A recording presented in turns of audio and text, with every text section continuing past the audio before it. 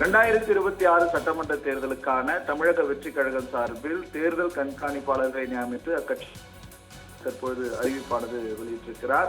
குறிப்பாக 2026 சட்டமன்ற தேர்தல் நெருங்கி இருக்கக்கூடிய நிலையில் தமிழக வெற்றி கழகம் சார்பாக 234 சட்டமன்ற தொகுதிகளிலும் போட்டியிடுவார்கள் என ஏற்கனவே அறிவிக்கப்பட்டிருக்கக்கூடிய நிலையிலும் அதே போல அதன் தொகுதிகளில் போட்டியிடக்கூடிய நபர்களிடமிருந்து விருப்ப மனுக்களும் பெறப்பட்டு வருகிறது. இந்நிலையில் தற்போது இந்த தேர்தல் கண்காணிப்பு குழுவானது அக்கட்சி தலைவர் விஜய் தற்போது நியமித்து ஒரு அறிக்கை ஒன்று வெளியிட்டிருக்கிறார். குறிப்பாக அதாவது என் ஆனந்த் கழக பொதுச் செயலாளர் மற்றும் ஏ.கே. செங்கோட்டையன் முன்னாள் அமைச்சர் முதன்மை தலைமை ஒருங்கிணைப்பாளர் மற்றும் அதே போல ஆதவ் அர்ஜுனா தேர்தல் பிரச்சார மேலாண்மை குழு உறுப்பினர்கள் இதை கண்காணிப்பார்கள் எனவும் தெரிவிக்கப்பட்டிருக்கிறது. இது மட்டுமில்லாமல் தமிழகத்தில் இருக்கக்கூடிய 234 சட்டமன்ற தொகுதிகளிலும் 42 மண்டலமாக அதை பிரித்து அதற்கான தனித்தனி குழுக்களானது நியமிக்கப்பட்டிருக்கு.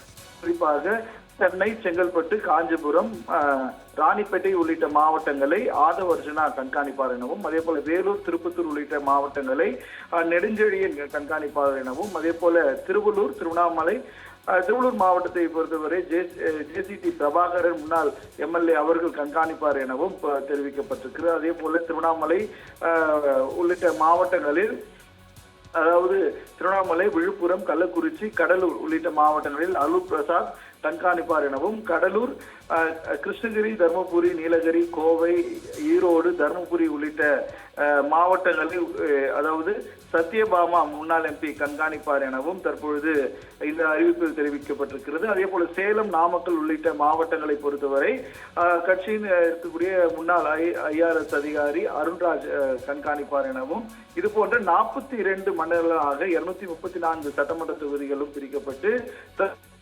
நிர்வாகிகள் தற்போது நியமிக்கப்பட்டு ஒரு அறிவிப்பானது வெளியிடப்பட்டிருக்கிறது. இது தமிழக வெற்றி கழக தலைவர் விஜய் அவர்களுடைய நேரடி வழிகாட்டலின் பேரில் தேர்தல் கண்காணிப்பு குழுவானது இயங்கும் எனவும் தெரிவித்திருக்கிறார். தலைமை கழக மையம் தேர்தல் ஆலோசனை அதாவது துணையுடன் தலைமை கழக அலுவலகம் அதாவது வெளியிடக்கூடிய ஒவ்வொரு அறிக்கையிலும் இங்க இருக்கக்கூடிய கட்சி நிர்வாகிகள் கட்டுப்பட்டு செயல்பட வேண்டும் என்றும் அவர் தெரிவித்திருப்பது குறிப்பிடத்தக்கது. ஏனென்றால் ஏற்கனவே தமிழக வெற்றி கழகம் சார்பில் எந்த ஒரு கூட்டணி கட்சிகளும் தற்பொழுது இடம்பெறாது இருக்கக்கூடிய இந்நிலையில் தற்பொழுது தமிழக வெற்றி கழகம் தேர்தல் கண்காணிப்பாளர்களையும் நியமித்து ஒவ்வொரு தேர்தலையும் ஒவ்வொரு சட்டமன்ற தொகுதிகளிலும் வலுப்படுத்த வேண்டும் என்பதற்காக தெருமுனை பிரச்சாரங்கள் மற்றும் பொதுக்கூட்டங்கள் மற்றும் அதே போல மக்கள் சந்திப்பு உள்ளிட்டவைகள் அதாவது கட்சி நிர்வாகிகள் செயல்பட இந்த குழுக்களில் இருக்கக்கூடிய நபர்கள் கண்காணிப்பாளர்களும் இவர்களுக்கான ஒரு துணை குழுக்களும் அது அமைக்கப்பட்டிருக்கிறது. அவர்களுடைய ஆலோசனை பேரில் தமிழக வெற்றி கழக நிர்வாகிகள் ஈடுபடுவார்கள் எனவும் தெரிவிக்கப்பட்டிருக்கிறது. இது அனைத்தும் தமிழக வெற்றி கழகத்தின் தலைவர் விஜயுடைய நேரடி கட்டுப்பாட்டில் இயங்கும் எனவும் தெரிவித்து அறிவிப்பானது வெளியிட்டிருப்பது குறிப்பிடத்தக்கது.